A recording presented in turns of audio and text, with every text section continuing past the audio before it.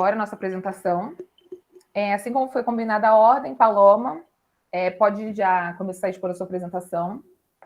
Um comunicado que eu não tinha dito antes, as perguntas vão ser feitas em blocos mais ou menos de 3 perguntas, vocês podem estar encaminhando para os apresentadores. Está conseguindo, Paloma? Tudo certo. Tá. Eu vou retomar o seu tempo novamente. Aí eu vou avisando 10, 5, 2. Aí se precisar de mais 2, 3 para finalizar, tudo bem, perfeito? Tá bom. Quando quiser, pode começar. Beleza. Meu nome é Paloma, eu sou da Geografia da UF, formada em licenciatura, fazendo bacharel agora. Esse trabalho foi feito com a Gabriele Pereira da Silva Reis, minha amiga.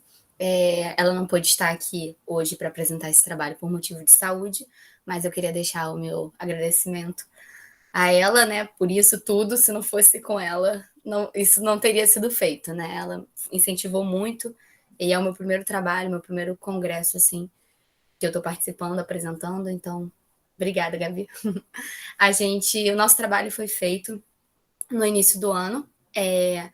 A gente fez um aparato, né, sobre a Covid-19, como ela surgiu, como ela se espalhou, né, e qual foi a postura dos governos em relação a isso, e deixando claro, né, destacando a questão do elo da sociedade com a natureza, né, essa relação ruim que até hoje o homem tem com a natureza, né, se sentindo superior a ela e não parte dela. Enfim, a gente... O primeiro ponto, assim, que é importante a gente frisar, né, até mesmo para destruir esse negacionismo e esse anti-ciência que a gente fica ouvindo, né, de que o vírus começou no laboratório, o vírus foi feito pela China para matar as pessoas, essas ideias, assim, doidas que a gente escuta por aí, né, então a gente fez esse trabalho também para reforçar a importância da ciência, né, e reforçar, explicar exatamente o que aconteceu, né, da onde que surgiu esse vírus, né, e como ele se espalhou. Enfim, o primeiro ponto que vale ressaltar é sobre o modelo capitalista vigente, né? A gente vive um modelo capitalista predatório, no qual o homem ainda acha que ele tem que explorar a natureza, que ele tem que destruir, que a natureza está ali para servir ele, né? Para fazer ele enriquecer, adquirir mais dinheiro, mais riquezas, enfim. A partir desse modelo capitalista, a gente tem, né, em contrapartida, esse contato mais direto do homem com os animais silvestres, né? E esse contato, ele é a porta de entrada para diversos vírus, né? Então você tem, a partir do momento que a gente devasta, né, os habitats deles, a gente obriga essas espécies a migrarem para cidades, para vilas camponesas, enfim, para diversos outros locais. E aí aumenta essa integração do homem com esses animais. Além do que, né, tem também, que seria o motivo, né, desse vírus, que foi a relação com os mercados de animais vivos, né, na China. As pessoas vendem esses animais tanto para alimentação quanto para doméstico, né? Usar o bicho em casa, né? Tem pessoas que têm cobra e outros bichos assim dentro de casa. E isso acaba sendo um problema, porque tem um risco, né, de troca de patógenos, e esses patógenos são doenças que o ser humano não possui imunidade, né? Então, foi mais ou menos assim que começou a Covid-19, né? O vírus, ele se manifestou pela primeira vez em um mercado de animais silvestres na China, em Wuhan. E aí esse comércio de animais vivos, né, tanto para finalidade de alimentação quanto para finalidade doméstica, fez esse vírus, né, surgir. E também a gente teve a questão de não ter um remédio para ele, né? A gente não tinha um fármaco que combatesse a ação do vírus, né? Aí teve toda aquela questão da demora da vacina, né? Então a gente não teve como se precaver, né? A única forma que a gente encontrou realmente foi o lockdown, a quarentena, né? E o mundo acabou passando, né, por essa crise sanitária gravíssima.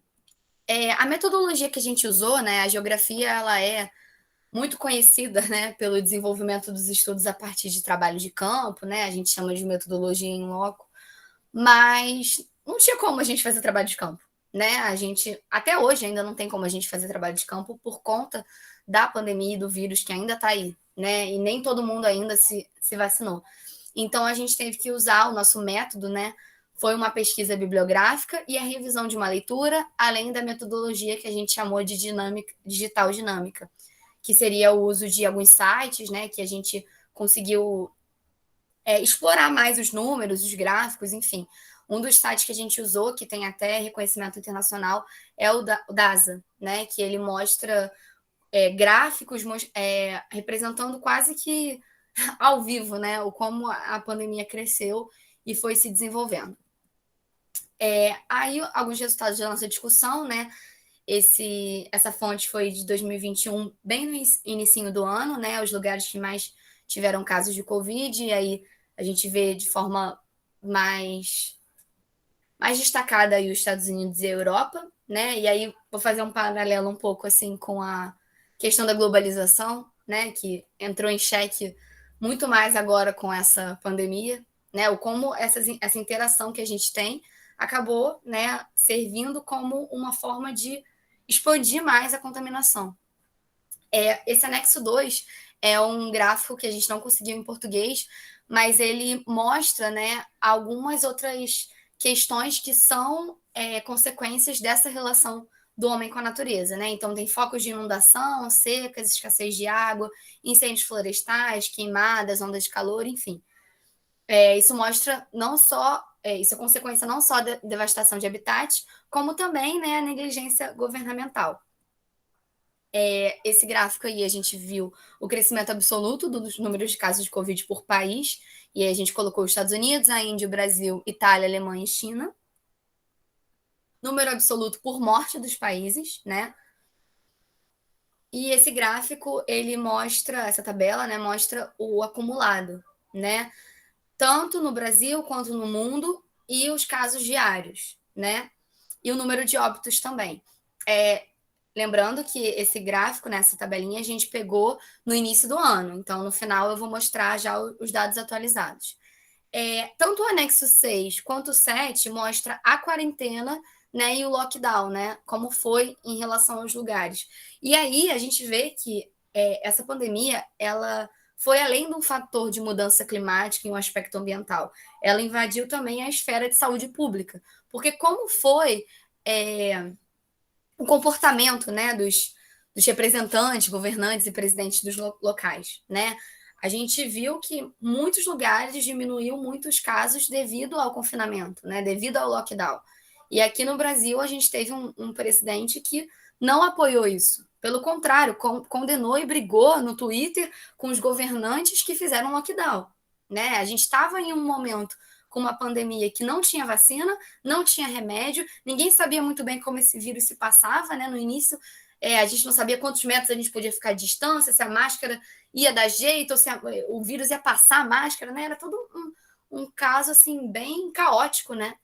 E a gente teve alguns governantes que tiveram posturas boas, né?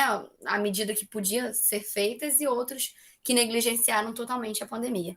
Além de pensar no aspecto também social, né? Falar que pode ficar de quarentena, quem pode ficar de quarentena, né? Quem pode ficar isolado de fato? Se você entrar numa realidade do Brasil, no qual tem um monte de pessoas morando atualmente na favela, e que a sua porta é em frente à porta do seu vizinho, que infelizmente esse vizinho não consegue fazer um confinamento porque ele trabalha, porque, enfim, tem outras questões, você acaba, né, a doença ela se proliferou, né, e atingiu algumas pessoas, né, a maior parte das pessoas que não tinha renda, né, que tinha uma condição social um pouco diferente, né, e essa condição social acabou refletindo, né, nos óbitos, no como a doença se espalhou, enfim. A quarentena e o confinamento foram para algumas pessoas, né? Eu vi, inclusive, um trabalho no semestre passado de que o vírus atingiu muito mais pessoas negras do que pessoas brancas, por questão social, né? As pessoas negras que moram na favela, então elas tiveram mais contato com o vírus, né? Enfim, então tudo isso não é só uma esfera de saúde pública, é também a questão social, a questão governamental, né? Algumas considerações, né, que a gente fez, né, para finalizar, então, é que a pandemia, ela foi, então, um reflexo de uma relação desarmônica do homem com a natureza, né? Principalmente desse molde capitalista, né? Então, a gente pode dizer que o capitalismo predatório, manifestado na exploração do meio ambiente, no negacionismo das autoridades, materializado na crítica ao isolamento social, que teve muito, e no afrouxamento de medidas restritivas, né? A gente vê que as distintas formas de sobrevivência, né? Refletidas pelas desigualdades sociais, né, permitiram essa circulação desse vírus e até a mutação, né? Como demorou muito a vacina, então o vírus foi se tornando realmente, passando por diversas mutações, né? Eu lembro de um momento aqui no Rio que tinham 5 tipos, né, do coronavírus. Então, assim, olha como a doença conseguiu, né, se expandir e fazer uma mutação, né? E, por fim, a gente coloca também, a gente levanta assim, uma discussão sobre o futuro, né? Que não é muito bom, mas tem que ser dito, né? Eu fico até um pouco assim quando eu falo sobre esse assunto, porque parece que eu estou sendo a pessoa que traz a notícia do fim do mundo, né? Do apocalipse. Mas o futuro realmente são mais pandemias, né? Mais vírus. Eu lembro que eu tive contato com um primo meu que tem 10 anos e ele falou assim: quando acabar isso, a primeira coisa que eu vou fazer é queimar todas as máscaras para ficar livre disso. E eu falei: olha, você só tem 10 anos. Desculpa te falar, mas você vai passar por muitas pandemias ainda. Então a gente vê que se o homem não mudar a relação dele com a natureza, a gente vai ter sim outras pandemias. Na época que a gente fez esse artigo, eu pesquisei e vi que agora tem uma outra que não está sendo muito divulgada, né? Mas que apareceu, parece que por volta de 2016, que é com camelo e é muito mais mortal do que o Covid. Enfim, e tudo isso é dessa relação, né? Da gente estar perto de alguns animais que a gente não deveria estar perto, né? A natureza, a gente ainda usa a natureza como uma forma de explorar e de adquirir riqueza, né? E de achar que a gente é superior aos outros animais. Enquanto o homem ainda tiver esse ego, né, ele não vai entender o eco, que é toda a relação de unidade que existe. Né? A gente precisa mais da natureza até do que ela da gente. Né? Na verdade, a gente nem precisa, ela nem precisa da gente, né? Mas o contrário, sim. Então, a gente conclui assim esse trabalho, né, explicando que o homem é parte dessa natureza, né? Então a gente ainda colocou, né? É concluído que o homem, como parte da natureza e sua dinâmica, não é superior a nenhuma outra espécie e, por conseguinte, né, deveria agir como parte dela e não como um destruidor em potencial. E aí eu coloquei também alguns dados atualizados, né? E aí eu peguei esses dados no dia 14/10. O acumulado, né, do Brasil, do mundo, o diário e o número de óbitos. Que, né, como isso foi em um intervalo de um ano do primeiro nem um ano, né? A gente fez acho que foi em janeiro, fevereiro, o artigo, então seria mais, né, uma questão de 8 meses, 9 meses por aí. Alguns dados atualizados, né? A gente está mostrando aqui que a gente está no momento de queda, né? Dos casos e das mortes. E no caso, esse gráfico é das mortes, e aí a gente coloca a relação, né, da vacina, né? A vacina que teve um problema enorme para chegar aqui, né? Ignorado vários e-mails para essa vacina chegar, mas enfim, chegou. E a gente tem aqui, né, os dados da vacinação no país, são dados atualizados, foram tirados dessa semana. Vacinação no país, 71% da população brasileira, né, já receberam a primeira dose, e 48% já estão totalmente imunizados, ou com as 2 doses, ou com a dose única. Né? E aí vale ressaltar, então, que os casos de óbito que estão diminuindo, né? Até os dados que eu não coloquei aqui, mas de internações de casos graves estão diminuindo por conta da vacina, né? A eficácia e a importância da vacina, né? Então, vale ressaltar também isso, que além da gente ter que mudar a nossa relação com a natureza, é muito importante também, né, que as pessoas se vacinem. Sem esse negócio de escolher vacina bom é vacina no braço, né, gente? Enfim, esse foi o nosso trabalho. Obrigada aí pelo espaço. Paloma, você é bem pontual. Deixou sobrando 1 minuto, 14 minutos. Parabéns pela Ai, apresentação. ótimo. Trabalho super necessário, fala bem coerente. E até lendo o seu resumo, e com base no que você disse, no decorrer, foi tirando muitas dúvidas, né? Ainda mais uma pesquisa como essa, num cenário como esse, é bem importante. Parabéns, novamente. Agora, eu vou estar dando início à apresentação do Flávio. A Paloma já encerrou a apresentação dela. Se quiser, Flávio já começar a expor os slides. Tudo certo. Deixa eu ver. Quando aparecer aqui alguma apresentação, te sinalizo. Foi? Tá indo. Tá indo. Deixa Abriu, eu ver. abriu. Só tem que ampliar. Perfeito. Show de bola. Vou estar dando início, ou você me dá um ok que eu vou cronometrar o tempo. Ok, novamente, para a Paloma, eu não falei que ela já estava encaminhando para o final, conseguiu fazer dentro do tempo, mas 10 minutinhos, faltando 5 e 2, eu vou dando um toque para você. Tudo bem? Perfeito. Primeiramente, eu não estou conseguindo observar vocês, só estou observando a apresentação. Então, se tiver alguma falha, assim, na exposição, vocês, por favor, me comuniquem, porque Só eu não peço estou para te vendo nada. ampliar um pouquinho, ampliar a imagem, se possível. Eu ampliei aqui. Modo apresentação. Já coloquei no modo apresentação. Deixa eu tentar de novo aqui. Ainda não. Tinha sinalizado que iria, mas não foi. Calma aí. Apresentar.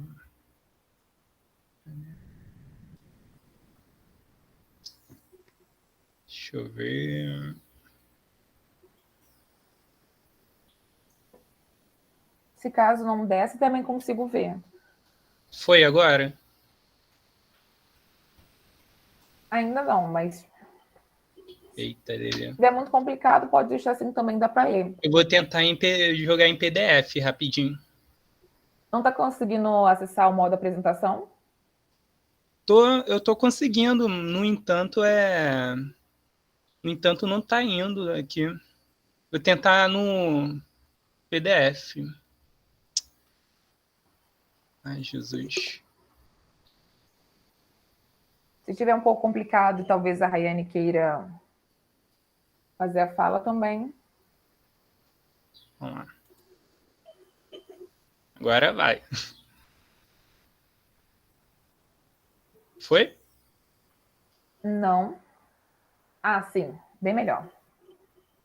Deixa eu ver. Tá tudo certinho, né? Sim. Quando quiser, pode começar, então que a fala vamos lá. toda sua. Desculpe, pessoal, problemas técnicos. Mas, enfim, eu sou o Flávio, sou sou graduado na Universidade Federal Rural do Rio de Janeiro, no Instituto Multidisciplinar. Iniciei em 2016, quando as obras do estacionamento ainda não tinham começado, já tinha ocorrido a licitação, mas deram início em 2018.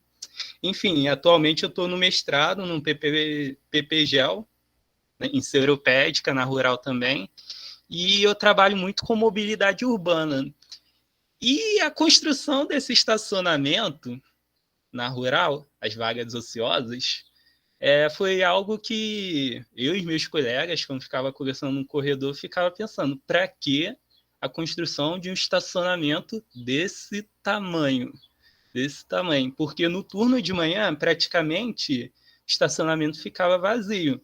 No turno da noite era quando tem mais curso disponibilizado, aí aumenta a quantidade de veículo.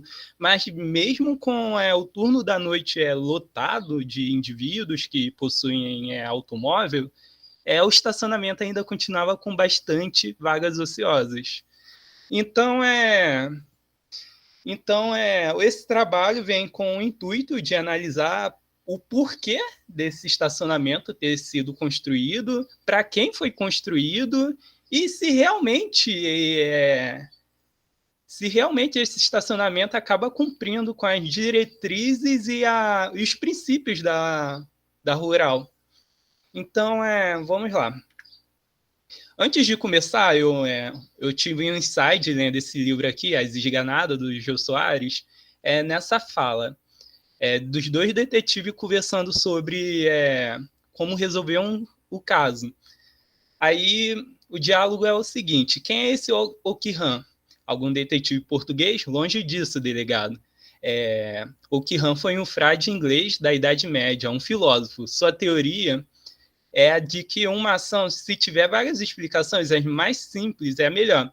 Aí eu fui pesquisar um pouco sobre a navalha de Okihan, que é uma metodologia que, quando você tem várias explicações, a mais simples geralmente é mais assertiva, mas, enfim, essa metodologia acaba sendo defasada por conta da ampliação das subjetividades do indivíduo com o meio e com o espaço. No entanto, ainda dá para utilizar essa metodologia da navalha para fazer algumas leituras. Essa leitura eu vou tentar demonstrar no decorrer da apresentação.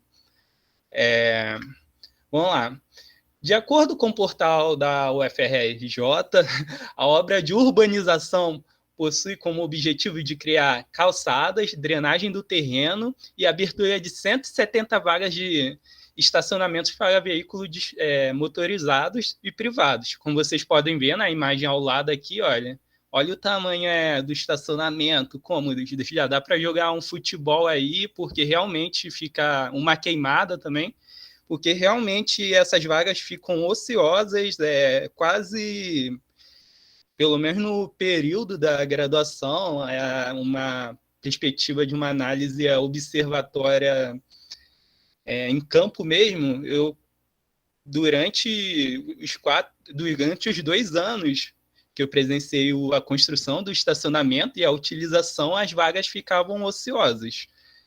Então, o que me pegou quando eu li essa notícia da Rural, vai criar calçadas e 170 vagas de estacionamento, aí eu fiquei questionando, será que a urbanização só se resume a criar espaço para os indivíduos que possuem carro se locomover dentro da cidade e os outros indivíduos que não têm essa necessidade não têm esse capital para adquirir esse veículo?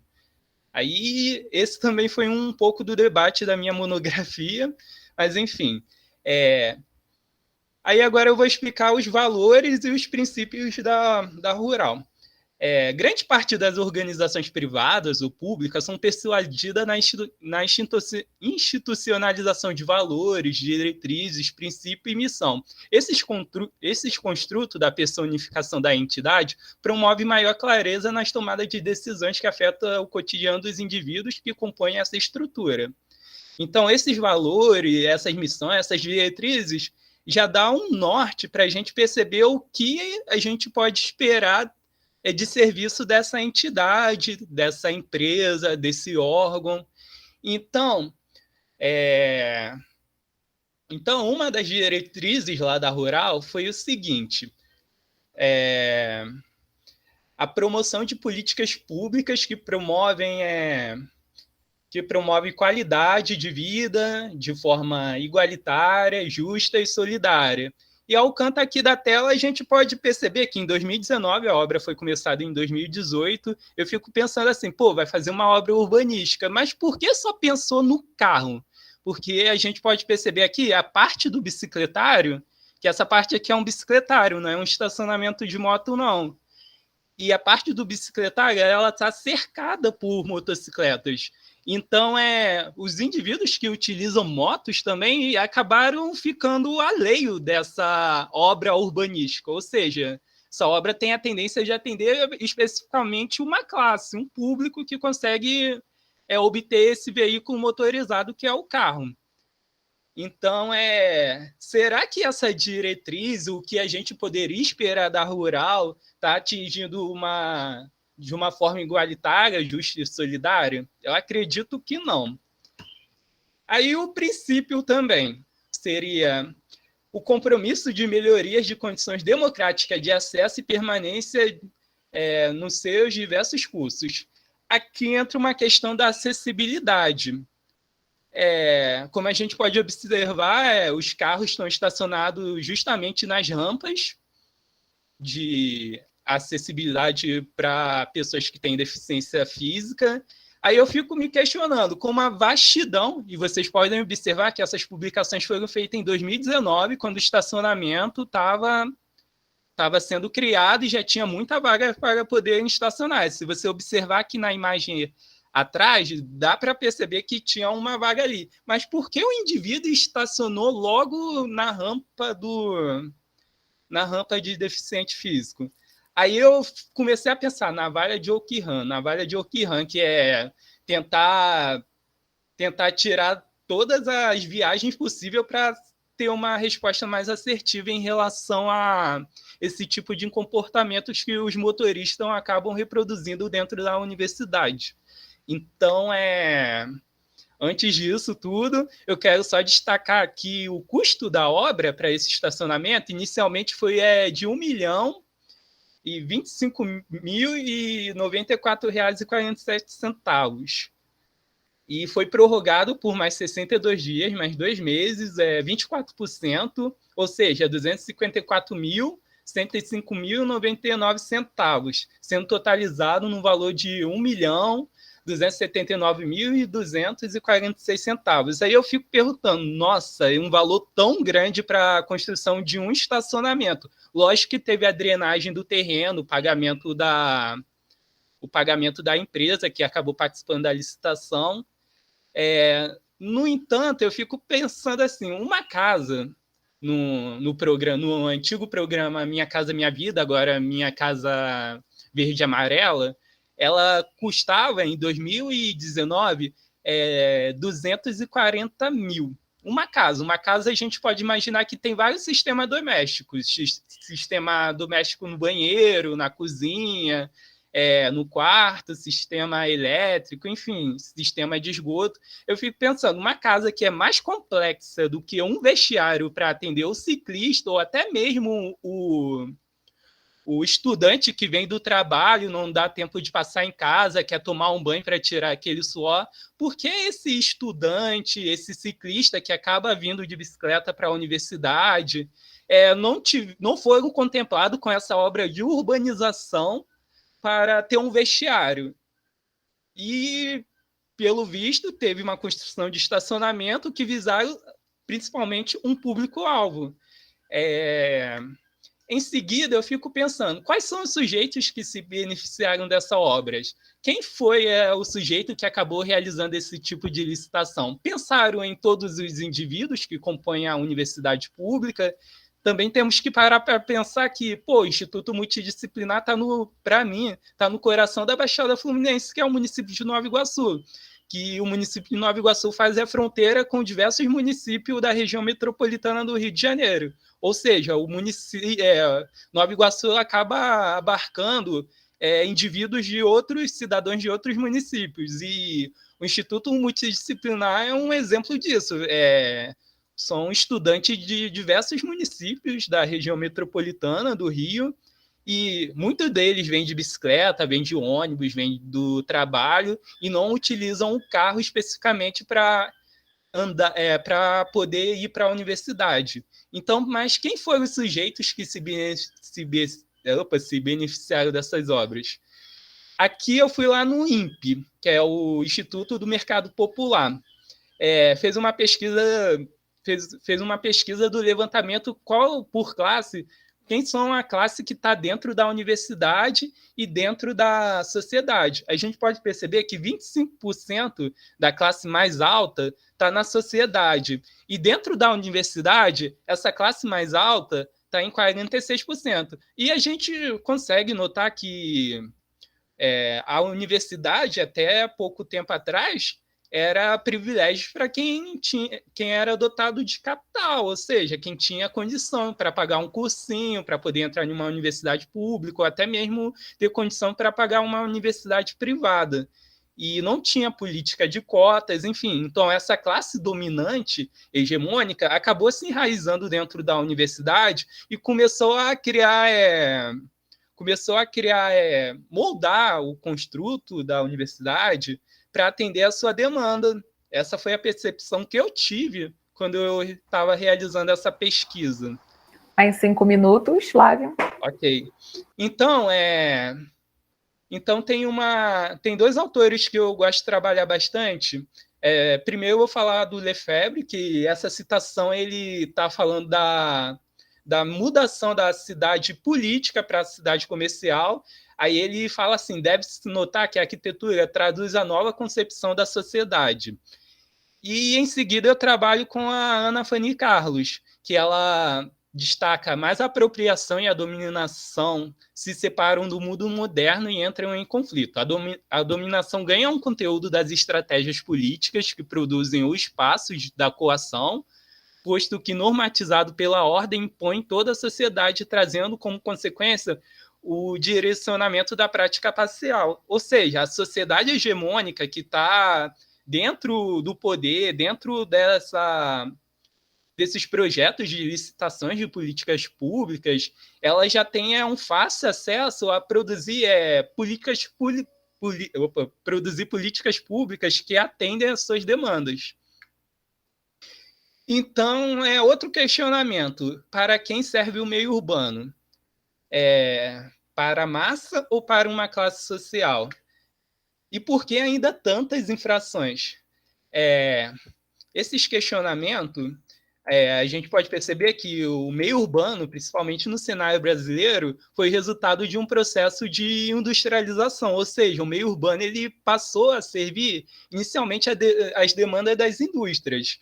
E as indústrias demarcava novamente a concepção da idade moderna, no qual vivemos hoje, e por conta dessa reprodução infinita do capital e tal, o meio urbano ele foi sendo moldado para o quê? Justamente o acúmulo progressivo do capital, acabando não abarcando toda a sociedade, sim um grupo seleto que consegue produzir e reproduzir o capital. Então, respondendo esses questionamentos em relação para a massa ou para uma classe, no meu ponto de vista, eu acredito que o meio urbano e qualquer outro construto, até mesmo a observação da cidade, foi construída para quem tem o capital de poder se locomover utilizando o carro, porque a gente vê políticas de mobilidade urbana, de transporte público sendo cada vez mais depreciada. E para tentar entender um pouco a difusão do carro como uma solução das mazelas da mobilidade urbana durante o século XX, garantiu a perpetuação desse modal no território das cidades, em torno desse transporte que foi vendido como uma solução ideal para os problemas de mobilidade dos sujeitos nas cidades e a garantia do poder por conta da velocidade, ocorrendo também a produção do individualismo, da alienação do sujeito em torno dos problemas urbanos. Aí entra aquela questão, o cara que estacionou o carro ali, ele está completamente alienado que, vai ter outro sujeito que vai precisar utilizar aquela rampa. E outra coisa que eu também tentei buscar por conta dessas infrações, por conta desse contexto todo urbano, foi no seminário de Psicologia e Mobilidade Urbana, que fala. Olivato, ela vem descrevendo que o fator cultural de que um veículo é percebido como um espaço privado, você entra no seu carro, ele é o seu bem particular, ele é o seu limite privado, ele é o seu pedacinho da sua casa, porque você sai de casa com ele e vai para a rua, ou seja, o indivíduo, ele, por estar dentro do carro, ele pensa que em todo lugar que o carro vai estar estacionado, vai estar trafegando, vai ter a mentalidade, aquele espaço é meu. Então, mais 2 minutos, Flávio. Enfim, vamos lá. E de acordo com o catálogo institucional do IEM, institucional da Rural, no IEM a gente tem 5.071 alunos. E desses 5.071 alunos, quantos vão de carro para poder ter a construção desse estacionamento? Quantos que vão de bicicleta? Quantos que vão de motos? Eu acredito que não tenha sido levantado esses aspectos para poder criar uma obra urbana para atender de uma forma solidária e igualitária a todos os alunos que estão dentro da universidade. E, por fim, a navalha de Ockham vem justamente isso, para que a pluralidade não deve ser postulada sem necessidade, inutilmente se faz por mais que pode se fazer por menos. Ou seja, a gente fica pensando em várias teorias, porque o cara estacionou ali e tal, e é bem simples, a sociedade foi moldada pela lógica capitalista, e por conta disso o indivíduo acha que ele comprando um veículo, ele vai estar privatizando todo o espaço onde ele vai estar com esse veículo, e a cidade proporciona a mobilidade desse tipo de veículo, em detrimento de outros modais. Essas são as referências, e, por fim, me disseram que 2021 seria diferente. Infelizmente, estamos ainda nesse cenário. E obrigado aí, e é isso aí. Obrigada, Flávio, parabéns pela apresentação. É uma temática que me interessa muito, é algo que eu falo no doutorado, um pouco sobre mobilidade urbana a partir da bicicleta e também a lógica automobilística. Mais à frente a gente pode trocar umas ideias sobre. Com certeza. Obrigada. De nada. Rayane. Se puder, Flávio, fechar sua apresentação para a Rayane poder...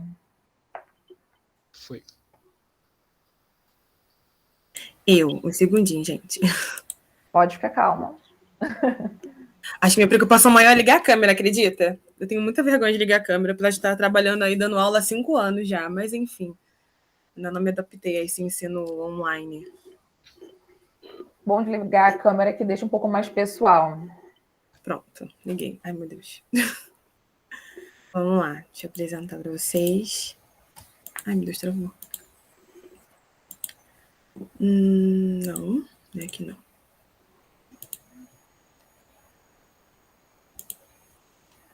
Ai, que ótimo. Saiu a apresentação daqui. Deixa eu abrir de novo. Se pelo PowerPoint você não conseguir abrir, tem a opção também, como o Flávio fez, pelo PDF. Não, abriu. Eu não sei porquê, mas estava deu um leve delay. Apareceu para todo mundo? Ainda não. Vamos ver. Deixa eu abrir aqui. Agora sim. Foi, gente. Só pede para ampliar um pouquinho, por favor, porque a imagem está pequena. Não abriu, não? Já abriu, mas você tem que colocar no modo apresentação. Mas eu botei. Ainda não foi. Se você quiser apresentar desse jeito, não tem problema também. É só os demais colegas, não sei se conseguem ver bem. Ah, tá. Acho que sim.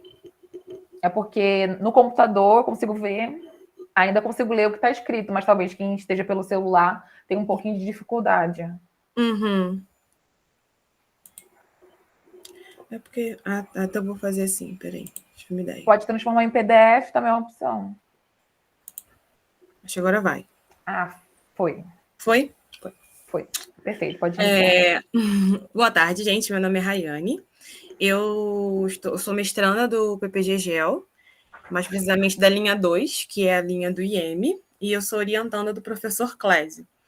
E a minha pesquisa, eu tento unir um pouquinho do que eu trabalho em sala de aula, no ensino de geografia, com o que eu aprendi do meu período de chefe escoteira, né, quando eu atuava no movimento escoteiro. Para quem não sabe, sim, existem escoteiros no Brasil, no Rio de Janeiro, mas precisamos também em Campo Grande, porque eu fico brincando quando eu comento que eu era chefe escoteira, todo mundo pergunta se... Não, as pessoas achavam que o movimento escoteiro era só algo dos Estados Unidos, e não, está espalhado pelo mundo inteiro. Mas, enfim, vamos lá. Tá. Meu objetivo de usar o escotismo como uma ferramenta na minha pesquisa foi essa ideia de que quando o BP, né, Baden-Powell, ele criou o movimento em 1907, ele tinha essa intenção de formar cidadãos comprometidos com o lugar onde eles estão inseridos, né, cidadãos atuantes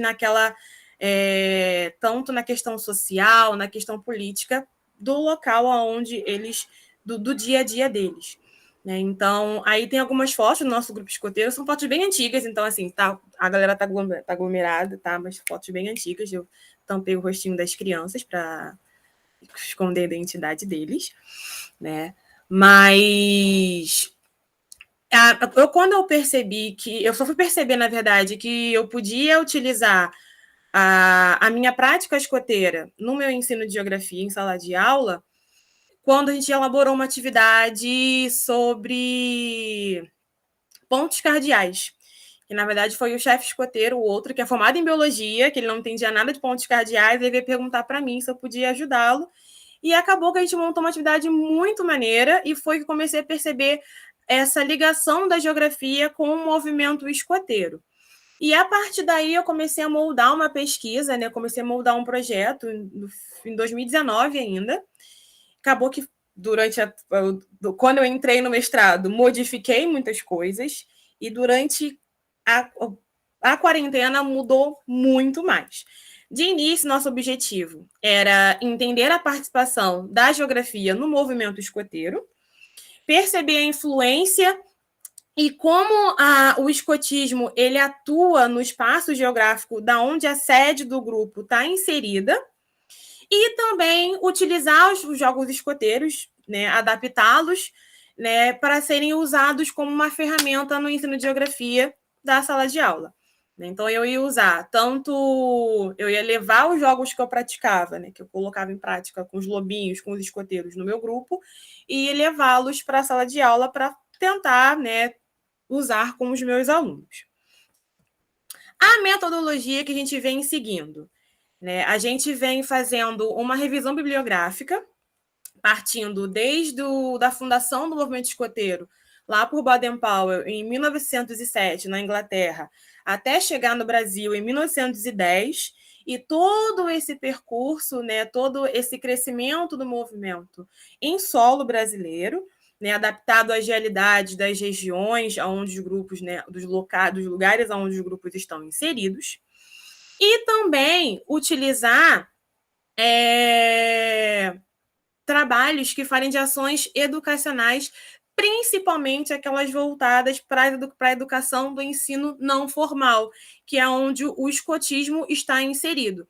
Então, ligá-los com o formal da geografia e o não formal do movimento escoteiro. E usar essa interdisciplinaridade como uma forma aí de praticá-la no ensino, né? Eu boto a geografia, mas acabou que durante a minha experiência, né, usando os jogos em sala de aula, eu acabei unindo outras disciplinas sem querer durante as minhas atividades. Então, acabou que não ficou só a geografia envolvida. Aqui estão alguns livros base, né? Durante a disciplina de seminário, ano passado, as professoras orientaram a gente a fazer um estado da arte, que é onde a gente meio que lapida, né? Faz uma lapidação de todos os trabalhos que possuem palavras-chave idênticas, não tão semelhantes com a nossa. Então, você pega lá uma relevância interessante, uma relevância ali que dá para usar uma coisa ou outra, e os que a gente pode descartar.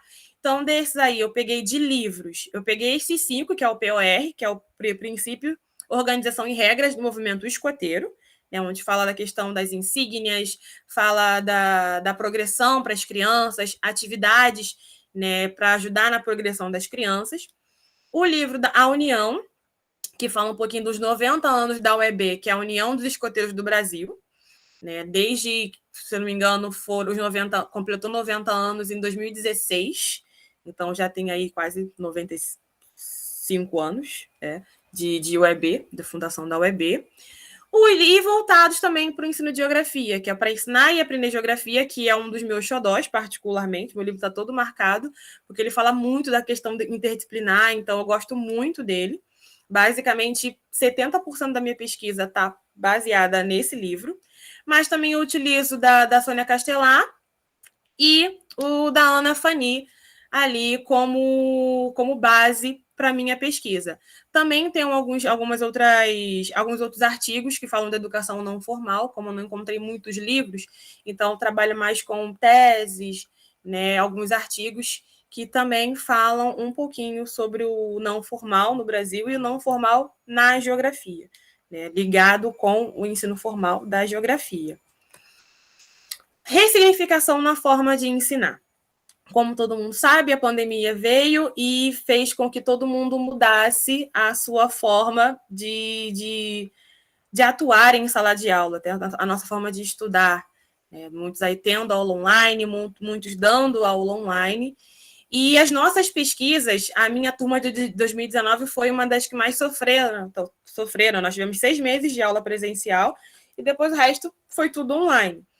Então, quais foram esses impactos na minha pesquisa?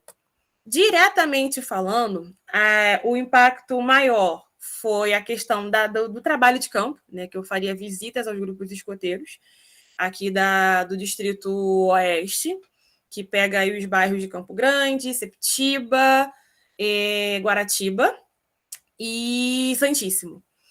E também a questão de utilizar jogos escoteiros nas atividades escolares.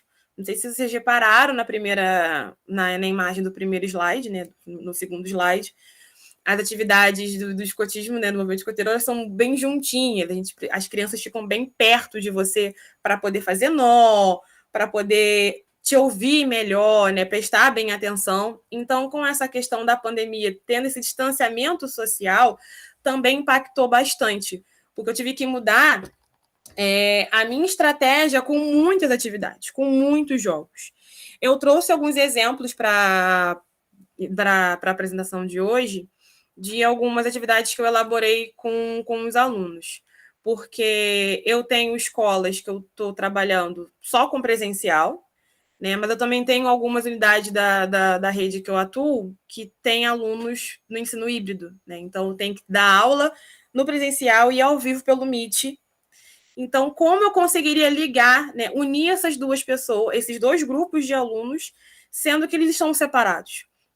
A primeira forma que eu encontrei foi pela plataforma do Kahoot, né? O Kahoot, nunca sei a pronúncia correta.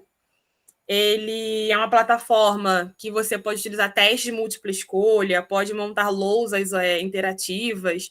Eu, particularmente, uso muito para a questão de testes de verdadeiro ou falso, de assinalar a alternativa correta com eles, porque com o Fundamental 2 tem que ser assim, tem que ser coisa muito rápida. Se for muito paradinho, ainda mais para a galera que está em casa, eles dispersam. Então, o Kahoot, nessa questão dos testes múltipla escolha, foi muito bom para mim, porque ano passado eles basicamente perderam um ano. Eu tenho uma turma que eu acompanho desde 2018. Né? Então, o que eu falei com eles em 2019 está em algum lugar na cabeça deles, mas eles não conseguem acessar. Então, eu tenho que fazer resgates de coisas que eu dei ano passado para poder falar de conteúdos desse ano.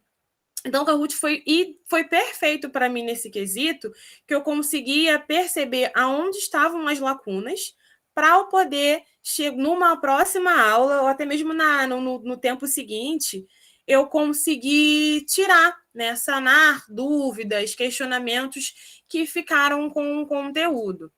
O Kahoot ele pode ser utilizado como um computador, ideal seria um computador, um projetor e o celular dos próprios alunos. Aqui em sala, eu usei, nessa turma mais precisamente, eu tenho alunos online, tenho alunos presenciais, como vocês podem ver. Então, eu projetei a tela na sala e compartilhei a tela para a galera que estava em casa também participar. Então, eles tinham um telefone em casa, eles colocavam o código do jogo e conseguiam participar também. Eu conseguia ouvi-los, né? Que eles ligavam o microfone e conseguiam falar comigo também.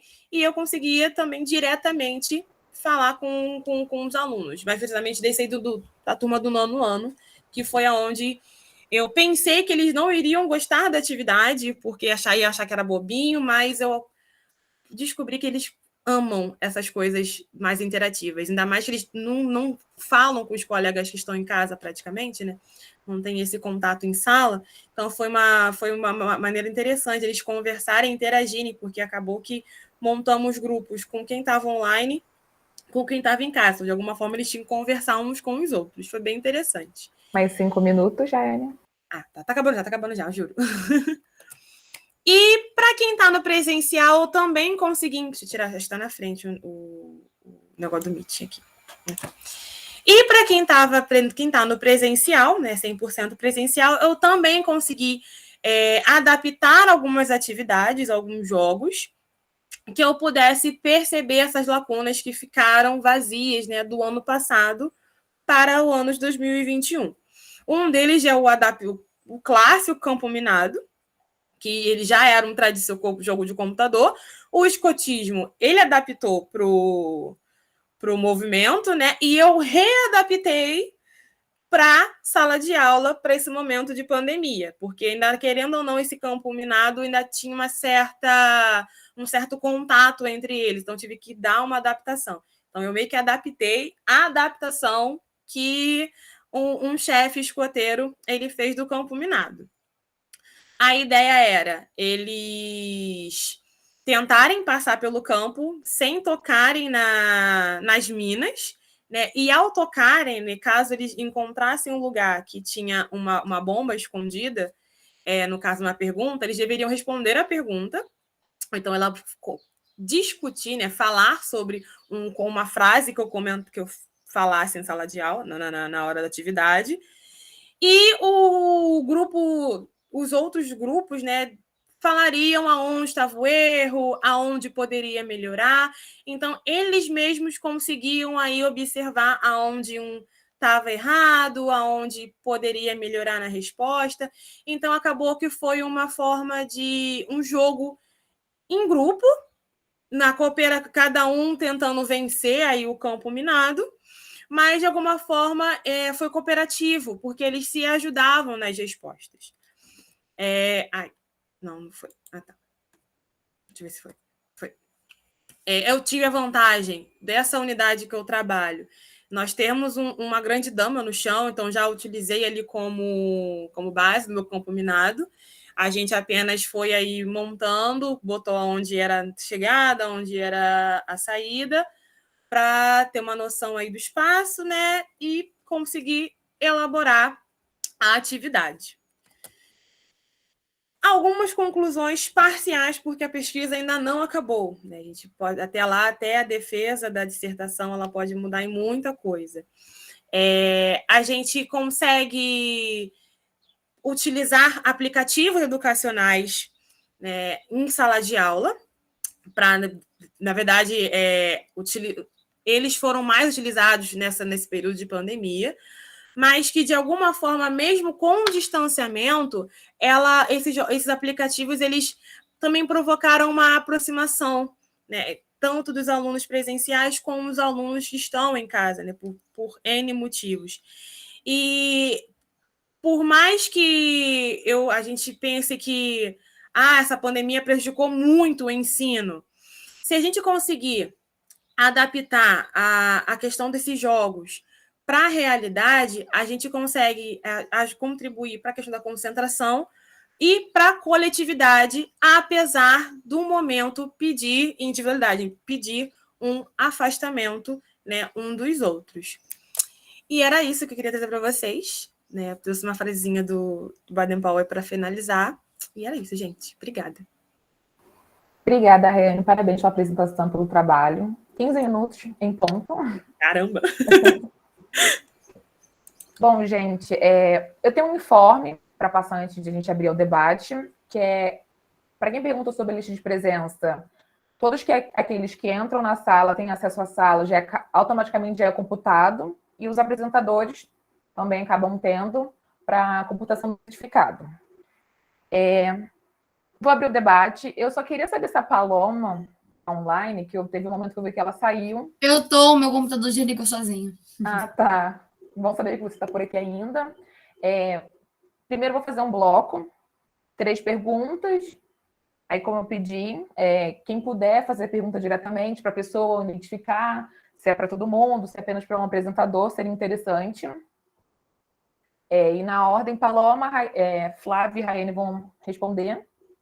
Alguém gostaria de iniciar o debate? Pode também ser os apresentadores para outros apresentadores. Não sei, vou quebrar o gelo então. Fazer uma pergunta para a Paloma, para o Flávio, para a Rayane. Quando eu recebi o convite para poder estar mediando, eu tive interesse de ler o trabalho de vocês e eu achei bem interessante vários aspectos, né?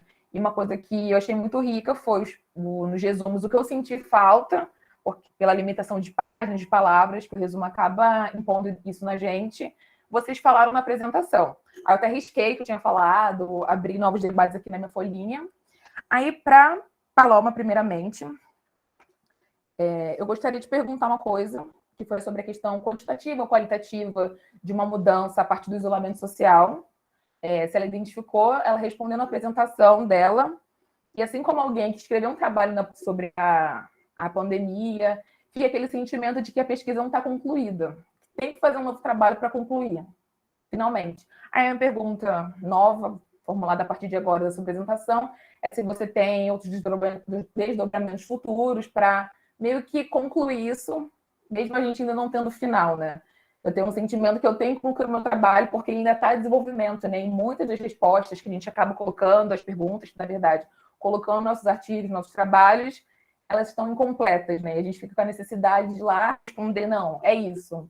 O meu método, a minha metodologia foi competente, capaz de responder naquela época ou não. Eu preciso ainda fechar essa lacuna. Seria essa pergunta para a Paloma. E, novamente, parabéns pela apresentação e o trabalho. Para quem estava nervosa, foi super bem. Agora, para o Flávio. Primeiro, eu tinha pontuado se você tem outras experiências comparativos de situações similares de estacionamento, outras obras públicas que você viu além do IEM, para meio que fazer um comparativo de como essas obras acontecem, se ela tem meio que um perfil já definido, né? Aquela ideia do orçamento mas no decorrer do processo vira o dobro, o triplo, né? Se o IEM acaba sendo uma regra, uma exceção no meio desse processo. E a outra pergunta é se, a partir dessa demanda que você identificou, uma demanda mais social a partir das pessoas que usam bicicleta, motocicleta que seja, para além do carro, que não vão ocupar essas vagas de estacionamento, se você conseguiu já projetar para o seu trabalho alternativa mais viável. Você disse a do vestiário. Eu passei boa parte da minha graduação indo para o IEM de bicicleta. Quando você falou isso, eu falei, nossa, é o que eu sempre senti falta, e eu vi que você criou uma alternativa nesse sentido, né? Conseguir fornecer algum tipo de infraestrutura para quem vai de bicicleta, o que é bem importante, além só de ter estacionamento, né? Mas se você conseguiu projetar na sua pesquisa, não sei se é a sua temática de dissertação, mas se você não projetou ainda, pretende projetar, né? Meio como dar uma contribuição e uma resposta. Olha, existe outro jeito de fazer, mas vocês não fizeram, mas pode fazer. Se você tem isso já em mente. Para a Rayane, um trabalho que eu achei bem diferente, pela questão da temática, me gerou várias questões, até fui tentar saber, pesquisar, se você tinha outros trabalhos, eu achei no seu resumo de qualificação, algumas coisas que me esclareceram bastante, né? Mas uma coisa que para mim soltou muito foi a questão de classe. Por exemplo, quando eu vi sobre o escotismo, eu fiquei assim, cara, eu nunca vi isso na minha realidade, moradora de Baixada Fluminense. Perguntei aos meus amigos, perguntei à minha irmã se na escola ela já tinha proposto alguma coisa similar, e ninguém falou, nunca tinha ouvido falar, né? Muito aquela mentalidade, aquele imaginário de algo que acontece nos Estados Unidos. É um estilo de vida aplicado americano. E eu vim ter contato, saber que isso existe no país, quando eu tive contato com pessoas que têm filhos e que tinham um poder aquisitivo maior. Eu falei, nossa, isso existe.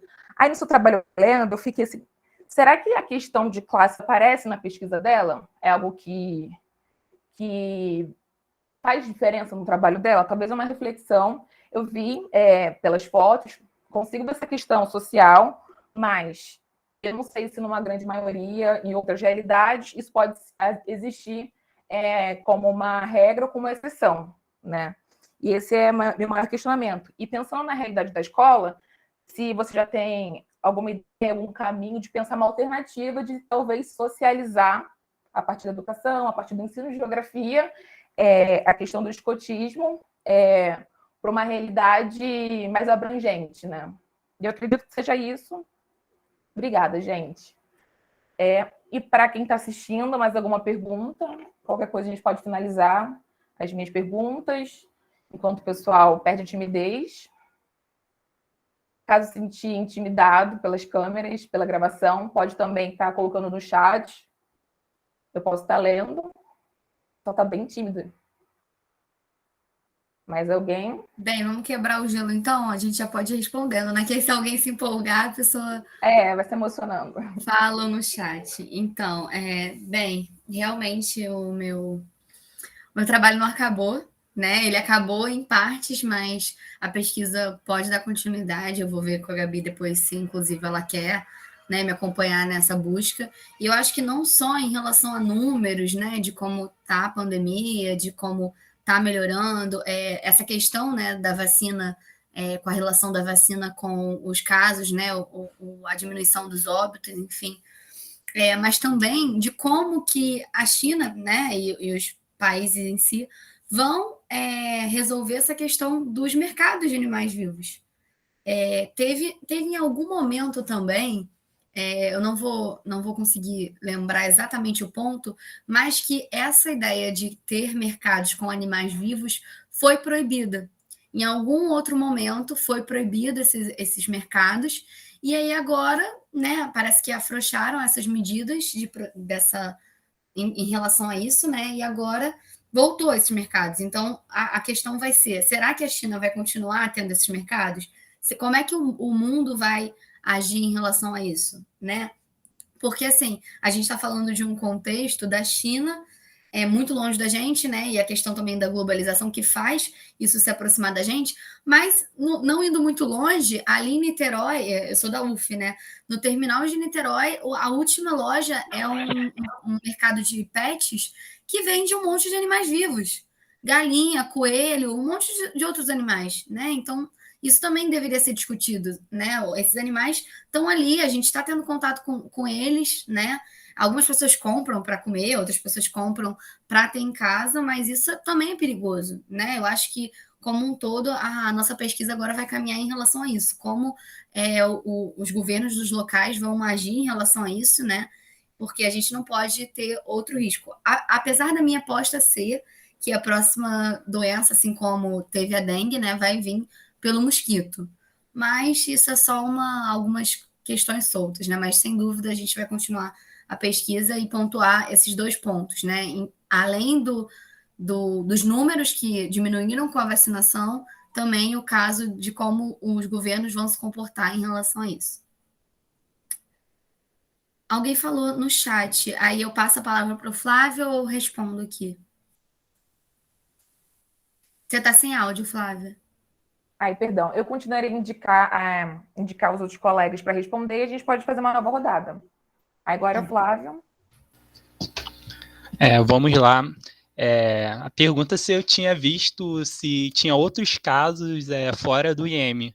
Sim, com certeza. Principalmente de onde eu moro, Belford Roxo, o atual prefeito, o Vaguinho, ele destruiu praticamente toda a história da cidade e reconstruiu o município, praticamente, reconstruiu pavimentando o asfalto porcamente, retirou uma ciclovia que tinha na General Miller, que ligava o bairro de Heliópolis com o bairro de Itaipu já fazia integração com o bairro de Miguel Couto, e essa ciclovia era muito importante para essa população, tanto que a minha pesquisa agora de mestrado vai ser voltado para a questão de planejamento urbano do município de Belford Roxo e como que está sendo gerido esse planejamento, sendo que tem até a Dilma, ela acabou assinando uma lei de planejamento urbano e mobilidade espacial. E essa lei está pontuada que as novas obras públicas devem atender também os outros modais. E essas novas obras que o governo do Vaguinho está fazendo não está atendendo o modal cicloviário, só está atendendo o modal rodoviário. E também, quando faz uma ciclovia, tem aquela concepção da bicicleta como um lazer, ou seja, as praças que ele está inaugurando e tal, tem uma ciclovia, só que a ciclovia é só ao redor da praça, não tem aquela concepção que a bicicleta pode ser utilizada para outros fins, para outras finalidades. E a alternativa que eu penso lá no IEM além do vestiário, que é algo é muito utópico, né, para mim, para você também foi, eu também pensava em um centro de integração entre os alunos, porque, tipo, só tem os corredores e alguns banquinhos espalhados aleatoriamente na rural. Não tem, de fato, um centro mais espaçoso, fora o... Ah, esqueci o nome da sala. Fora CA. aquela... Oi? O CA?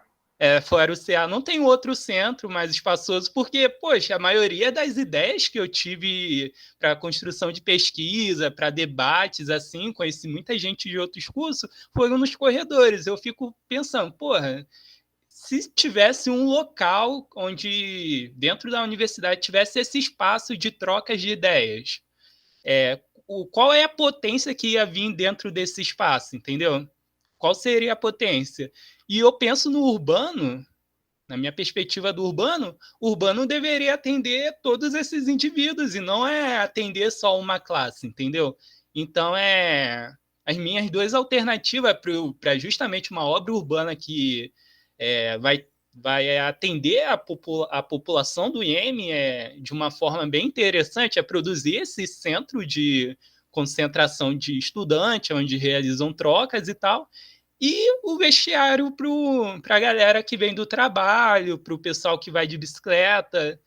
E essas são as minhas alternativas que eu penso em um novo tipo de urbanização, fora esse tipo de urbanização que é determinado por um mercado rodoviário, que instiga as pessoas a querer consumir cada vez mais o carro. Então, é isso mesmo. Obrigada, Flávio. Quer continuar? Não, só isso mesmo. Desculpa ter te interrompido. Não. Rayane? Eu... com relação à questão de classe, ela realmente não tinha aparecido na minha pesquisa.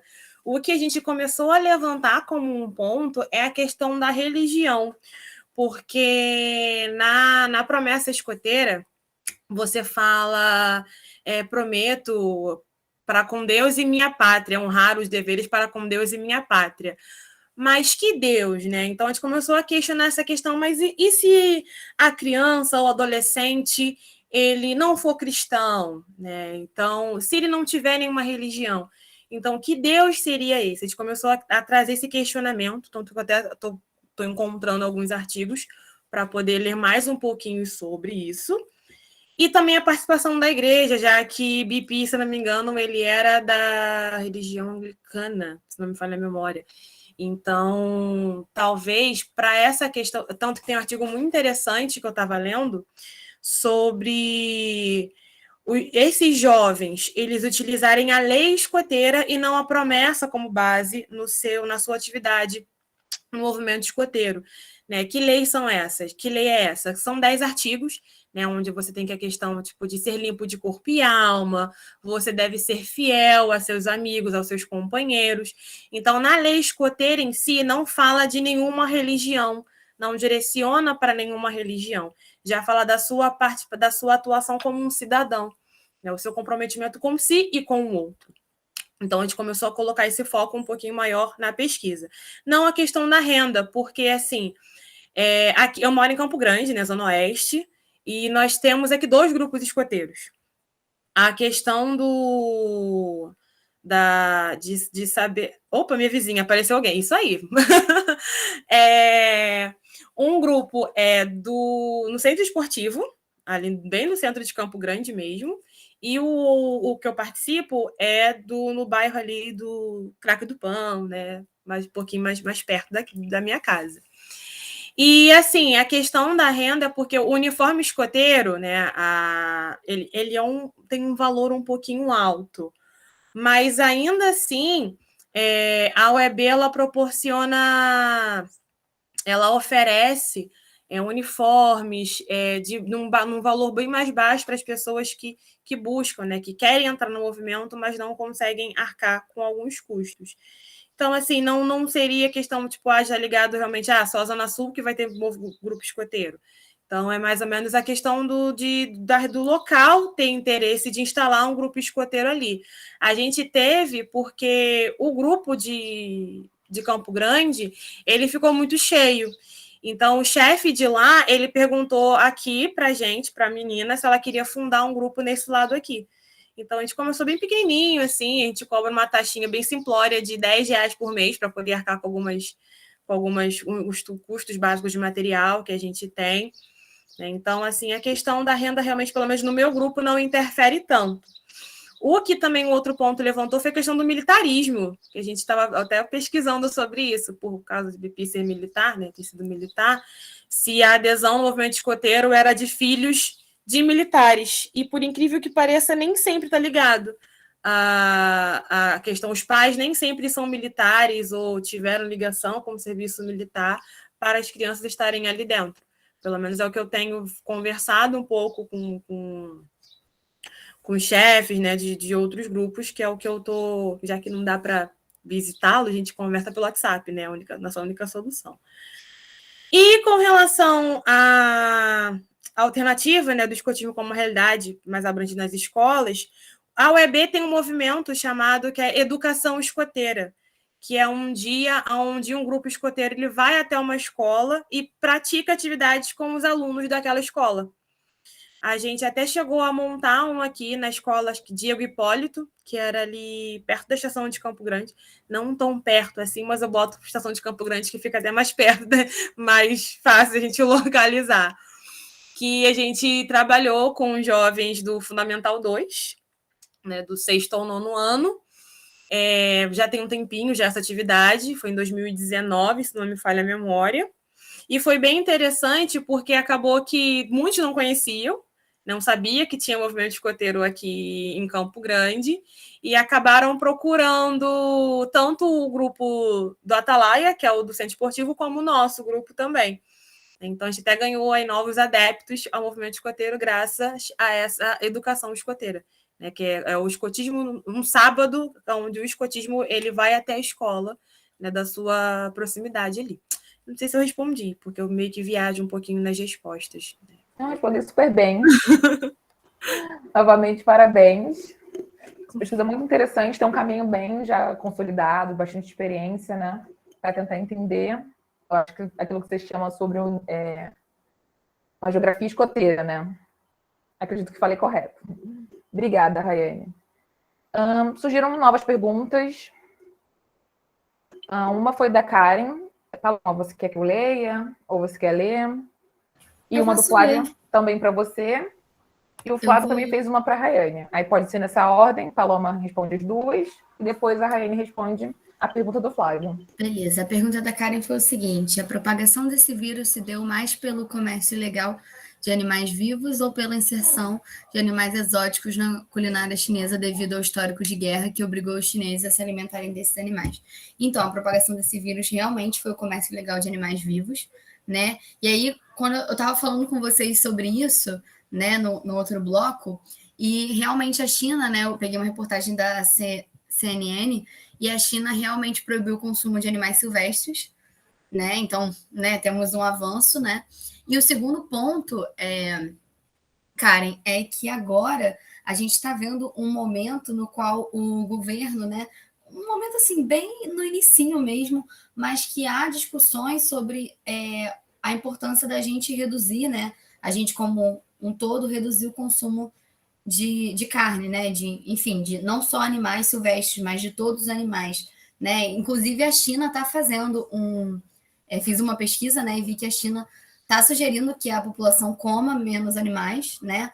E aí tem isso na verdade, isso surgiu desde a Segunda Guerra Mundial, se eu não me engano, que começaram a incentivar as pessoas a fazer a tal segunda sem carne, né?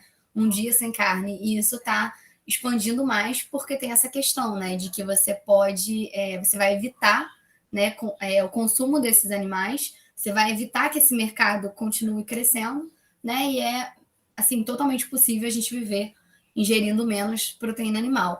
Aí o Flávio, ele falou aqui, né? Será que o desemprego estrutural não proporciona o surgimento desses mercados de animais vivos ou é questão cultural do país? Então, Flávio, o desemprego estrutural tem vários tipos de desemprego, né? O estrutural é aquele que mexe com a estrutura, então seria a saída das pessoas que do campo para a cidade, né? Porque perderam o emprego para as máquinas. Então, é muito específico a gente falar que esse desemprego que surgiu, né, que fez surgir esse mercado. Mas é aquele ponto, né? A gente está vivendo um momento que, assim, enquanto a gente estava conversando, eu acabei de ver um vídeo de Fortaleza com as pessoas pegando comida dentro do caminhão de lixo.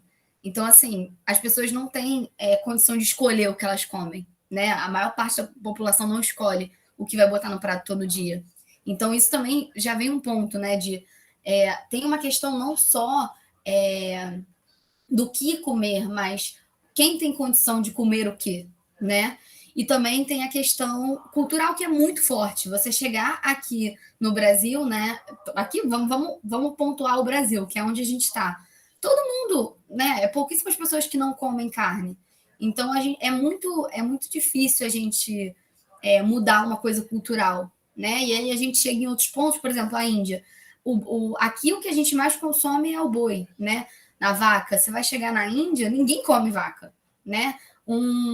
Fazendo um paralelo com a globalização, o McDonald's lá na Índia, ele não tem carne bovina. Então, olha, né, como é uma questão cultural forte. Então, de fato, é uma questão cultural, né? E também é uma questão econômica, porque as pessoas, né, nem todo mundo tem como escolher o que vão comer. Então, esse também é um outro ponto. Acho que eu respondi as perguntas. Obrigada, Paloma. Rayane? Eu estava lendo só a pergunta do Flávio, a da Karen agora veio. Bom, respondendo ao Flávio, né? As metodologias de ensino de aprendizagem escoteira trouxeram um resultado esperado para essa nova geração? Cara, assim, sinceramente, pelo menos dos meus alunos, eles receberam muito bem. A minha intenção era utilizar em outras escolas, né? Mas a pandemia, ela não está ajudando, não está favorecendo a minha pesquisa. Com os meus alunos, eles receberam assim, muito bem, né? Além do esperado. A minha preocupação não era nem o sexto ano em si, porque o sexto ano adora coisa nova. Então, se eu pensasse em uma aula lá, qualquer coisinha, um jogo da velha, o sexto ano já vai junto comigo e super entra nas minhas loucuras. A minha preocupação era o oitavo e o nono ano, né? Porque eles já estão naquela fase da adolescência, então já são meio chatinhos para a gente poder agradar. E, assim, eu tive retorno muito bom deles, muito bom mesmo, tanto que, só que, assim, o retorno, claro, utilizando um pouquinho mais da tecnologia, né? Eu já fui com jogos que eu conseguia utilizar aí o celular já com eles, já não teve, eu não tive um resultado, assim, como eu imaginava, com jogos que não eram tão tecnológicos assim. Tive resultados, mas não como o que eu esperava lá na hora de escrever a atividade. Cadê a outra pergunta? Seria possível uma educação formada a partir do escotismo, como, por exemplo, uma escola de ensino fundamental baseada nos princípios escoteiros? Cara, ia ser muito legal. E já estou até agora imaginando uma escola assim. Eu acho que de agora, de início, assim, eu acho que não. Porque a pesquisa de escotismo com a educação, elas são muito escassas. Elas são bem escassas mesmo. Para eu conseguir encontrar alguma coisa ligada com o movimento escoteiro da geografia, eu tive que catar muito artigo na internet, assim, trabalhos, às vezes, bem antigos na internet. Então, talvez, para agora de início, infelizmente, ainda não seria uma possibilidade. Né? Mas quem sabe aí com novas pesquisas, já estou conseguindo influenciar o professor de história, já dar uma pesquisada sobre, né? Então talvez aí no futuro teremos escotismo com história também, né? Mas assim, com geografia, com certeza vocês vão ver muito mais pela frente, porque eu não vou parar de pesquisar as duas coisas que eu mais gosto de fazer atualmente, que é ser chefe escoteira e ser professora de geografia. Obrigada, Rayane. Agora, tentando já caminhar para o final, alguém tem alguma pergunta que gostaria de fazer para os colegas nesse último bloco? Ninguém? Bom, gente, novamente, gostaria de agradecer o convite, por estar mediando essa mesa. Foi bem bacana, temas de pesquisa super interessante. que eu não tinha contato, né? E é um momento bem bacana de troca, ainda mais na situação no país, pandemia, onde que alguns poucos ainda conseguem fazer isolamento e tem a oportunidade de fazer, um momento que é um quentinho no coração. E acredito também que momentos como esses vão acontecer presencialmente, no pós-pandemia, né? E eu, particularmente, gostei bastante dos trabalhos. Num momento tão solitário da minha pesquisa, foi um prazer enorme poder estar dialogando com vocês, trocando ideias com vocês. Também uma forma de conhecimento para mim. Mais uma vez, Paloma, parabéns pelo seu trabalho. Leve esses agradecimentos à sua colega, que também foi autora da pesquisa. A Anne também, muito, muito gratificante ler o seu trabalho. Sabendo que também é do PPGEL, um programa que também me abraçou bastante. Espero que você consiga ter essa experiência no programa com a sua pesquisa, que já está bem encaminhada, uma experiência de vida sua, que você tenta colocar brilhantemente para a geografia. E o Flávio também, que é mestrando do PPGEL. Sua pesquisa é super interessante, e acredito que também tem muito pano para manga, muita discussão boa que pode surgir isso, e você vai ver isso no meio do caminho, no decorrer do desenvolvimento do trabalho. E passo a palavra para o professor Francisco. Mais uma vez, obrigada a todos aqueles que assistiram. Valeu, obrigado, viu, Flávia? Obrigado por ter mediado essa atividade. Após nosso início um pouco atribulado, né, até acertarmos aqui a plataforma, entendermos melhor ela, né?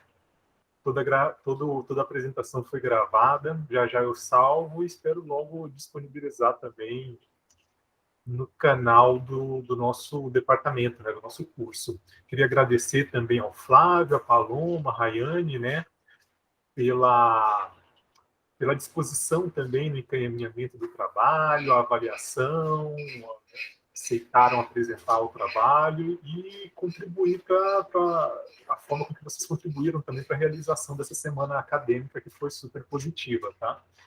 Coincidentemente, né, eu não consegui fazer isso no início da nossa atividade, porque estávamos aqui nessa luta hercúlea para aprender o funcionamento do Google Meet, aonde era que a gente habilitava a gravação, né? A geografia é técnica aí. Ou a limitação, né? A nossa limitação. Mas eu não apresentei, né, a Flávia. A Flávia, hoje, ela está realizando o doutorado na UERJ, fez o mestrado na Rural, é aluna do curso de Geografia também da Rural de Nova Iguaçu. E, coincidentemente, eu fiz o convite para ela há um certo tempo já atrás, né? E na semana passada, retrasada, ela nos comunicou que ela havia sido premiada com a melhor dissertação do país em Geografia Humana, né? Então, ela recebeu, semana passada, o prêmio Maurício de Abreu, né? Que é a Ampeg, anualmente não, né? A cada 2 anos, concede para algumas áreas, né? Isso, então, no biênio. Mestrado, doutorado, melhores trabalhos, dissertações e teses em Geografia Humana, Geografia Física e Ensino de Geografia, né? Ficamos muito contentes em saber que a Sara, nossa egressa, havia recebido esse prêmio tão importante e fazemos aqui o agradecimento e parabenizamos publicamente, viu, Flávia, pelo orgulho de ver você com tanto trabalho, né, com tanto estudo, receber essa premiação. Eu que agradeço, professor. Se não fosse anos de graduação, de troca com os professores, eu sempre penso, né? O mestrado, doutorado, mais do que aprender alguma coisa no decorrer desse processo, principalmente aprender a fazer pesquisa e lapidar os métodos, a teoria que a gente aprende ao longo da graduação, né? Por isso que me dói tanto ver todos os alunos aqui, todos os estudantes, que não estão tendo essa troca presencialmente em sala de aula, né? Uma etapa tão importante que vai definir e vai orientar caminhos para nossas pesquisas e como a gente vai ser, enquanto pesquisador, né? Aplicar o nosso conhecimento na sociedade. Muito legal, viu? Então, mais uma vez, vou agradecer a todos, lembrá-los que amanhã cedo tem mais uma mesa, né, que vai contar com a mediação da professora Cristiane, que aqui se encontra, professora Edmeia, da Rural, e a professora Paula, da USP. Um debate super interessante sobre os rumos do ensino, né?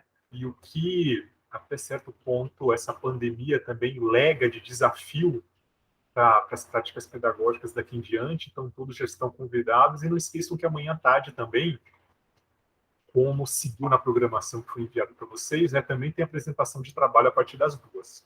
Tudo bem? Então é isso. Vou encerrar a gravação.